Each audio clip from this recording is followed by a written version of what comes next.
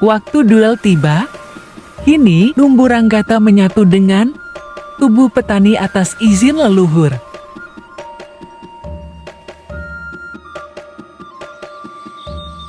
Setelah menyatu dengan Numburanggata, si nenek juga membocorkan teknik bela diri pemungkas kepala desa, yakni guncang bumi. Jurus guncang bumi akan membuat tanah berguncang, sehingga lawan kebingungan menyeimbangkan diri dan diakhiri oleh serangan jarak jauh kepala desa. Jika terjadi, petani harus segera berbaring, niscaya guncangan tak akan mengecohnya.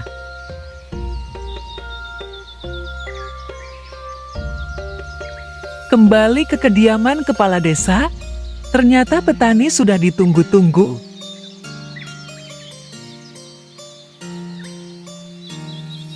Mereka pun segera bertarung.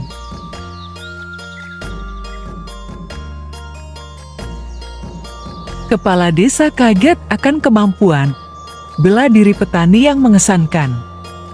Keduanya bertarung sengit, terlempar, melayang, terhempas bertubi-tubi, tetapi belum ada yang menyerah juga.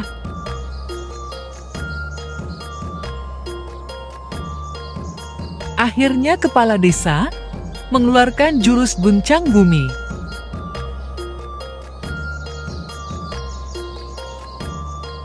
Tidak panik, petani langsung berbaring hingga guncangan melemah.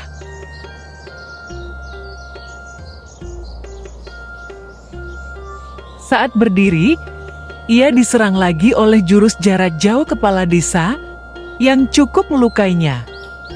Namun, jika terlalu lama bertanding, petani bisa kalah karena kehabisan energi. Akhirnya, ia pun menggunakan kekuatan Numburanggata yang berada dalam tubuhnya untuk memanggil petir.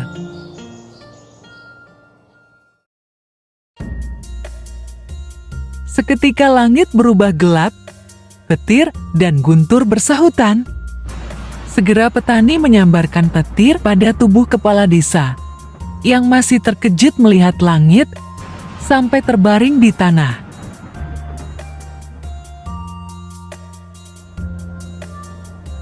Ajaibnya, ia masih hidup tetapi tak mampu lagi bertanding, karena tenaganya lenyap seketika. Kepala desa berpikir, jika ia masih hidup, itu hanya belas kasih dari petani, mengingat petir yang menyambarnya tadi, bisa saja menghabisinya. Kepala desa mengakui kehebatan petani. Ia pun menyerahkan Watu Maladong, karena menganggap petani bisa menjaganya. Kepala desa menjelaskan, jika batu Watu Maladong ada 3 butir. 2 butir berjenis laki-laki yang akan memberi padi dan jagung.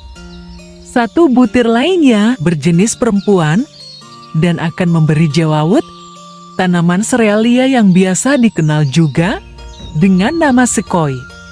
Ketiganya bersama-sama akan memanggil sumber air yang tidak pernah habis. Kepala desa berpesan, petani harus menjaganya karena akan ada banyak orang yang ingin mendapatkannya. Selain itu, Watu Maladong hanya bisa digunakan untuk niat baik. Jika pemiliknya bersikap buruk, kekuatannya akan hilang. Di akhir perkataannya, kepala desa menyadari jika Watu Maladong memilih tuan baru, berarti kepala desa telah menyalahgunakan kekuatannya. Setelah mendapatkan Watu Maladong, petani kembali ke rumah nenek untuk menyampaikan terima kasih, lalu mengajak nenek pulang ke Pulau Sumba bersamanya. Petani akan mengurus nenek di hari tua dan memperlakukannya sebagai orang tuanya sendiri. Sang petani lantas naik ke atas pohon kelapa tertinggi untuk memanggil siluman penyu agar mengantarnya kembali ke Pulau Sumba. Ketika siluman penyu datang, nenek menyuruh petani melepaskan Watu Maladong ke laut agar mereka berjalan sendiri mengikuti tuannya dan tidak menambah beban siluman penyu.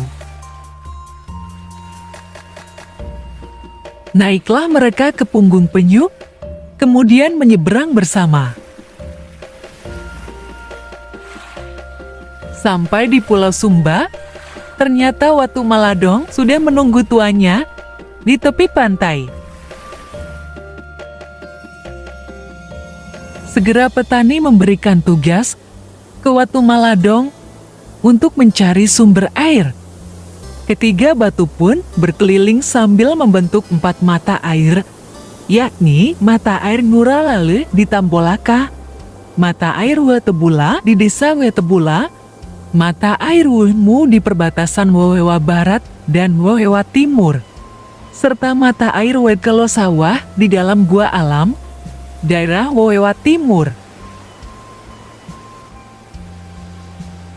Selanjutnya, petani menugaskan Watu Maladong menumbuhkan sumber daya alam.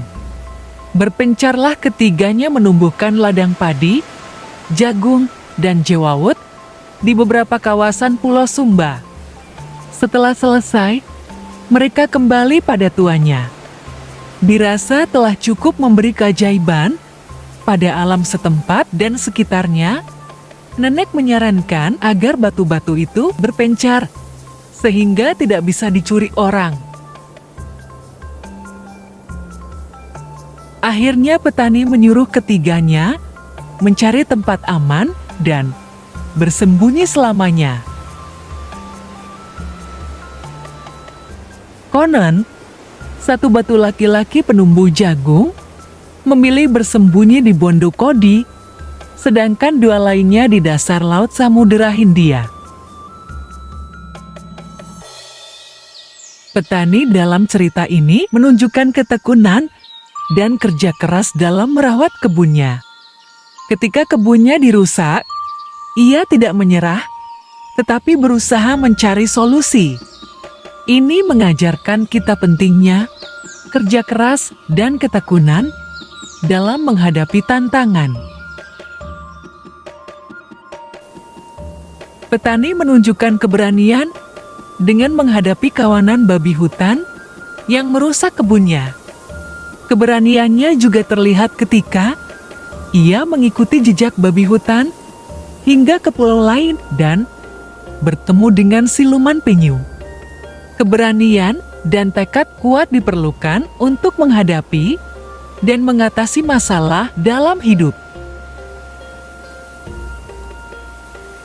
Petani menggunakan tombak sakti peninggalan leluhurnya, meskipun awalnya ia tidak tahu kekuatan sebenarnya dari tombak tersebut.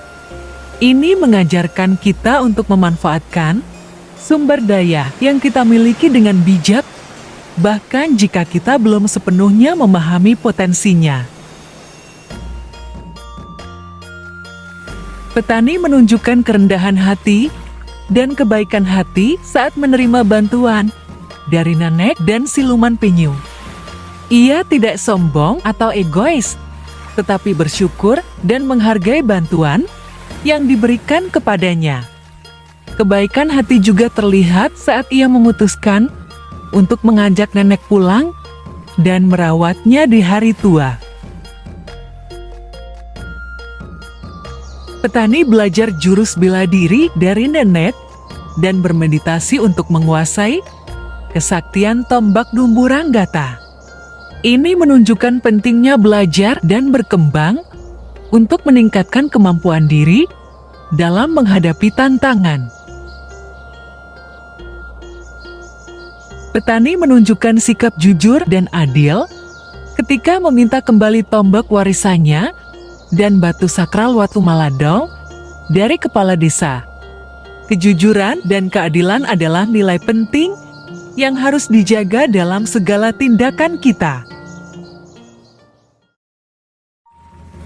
Dalam perjalanan petani, ia menerima bantuan dari siluman penyu dan nenek. Ini menunjukkan pentingnya kerjasama dan menerima bantuan dari orang lain untuk mencapai tujuan. Tidak ada salahnya meminta dan menerima bantuan ketika diperlukan. Petani mengatasi berbagai rintangan dengan tenang dan menggunakan strategi yang diajarkan oleh nenek. Ketenangan dan strategi yang baik sangat penting dalam mengatasi masalah yang kompleks. Petani menggunakan kekuatan Watu Maladong untuk menciptakan sumber daya alam yang bermanfaat bagi masyarakat. Ini mengajarkan kita bahwa kekuatan dan kemampuan yang kita miliki harus digunakan untuk kebaikan dan keselamatan bersama. Petani menunjukkan penghormatan terhadap warisan leluhur dengan menjaga dan menggunakan tombak sakti dengan bijaksana. Menghormati dan menjaga warisan leluhur adalah bentuk penghargaan terhadap sejarah dan budaya kita. Watu Maladong hanya bisa digunakan untuk niat baik dan akan kehilangan kekuatannya jika digunakan untuk niat buruk. Ini mengajarkan pentingnya ketulusan dalam niat dan tindakan kita. Hanya dengan niat yang baik, kita bisa mencapai hasil yang positif dan bermanfaat.